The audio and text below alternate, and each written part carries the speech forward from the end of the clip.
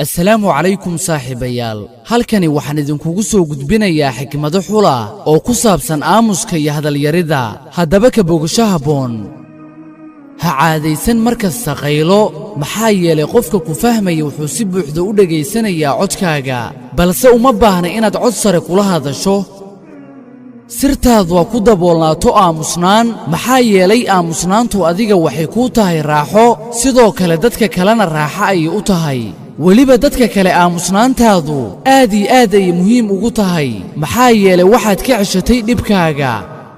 aamusnaantu waa tijaabada iyo iskudayga ugu dambeeya ee wax loogu sheegi karo kuwana fahmi waayey markaynu hadlaynay aamusnaantu waa luuqadda kuwa xooggan waxaa suurtagal ah aamusnaantu inay samayso wuxuunan hadalku samayn karin waxaa kaloo suurtagal ah in fogaanshuhu daaweeyo arrimo uusan dawayn karin soo dhowaanshuhu qofka insaanka ah wuxuu u baahan yahay 2 sano si uu u barto hadalka sidoo kale wuxuu u baahan yahay 50 sano si uu u barto aamusnaanta aamusnaantu waa lagu daalayaa balse waa habka ugu fiican ee loogu jawaabo hadalka badan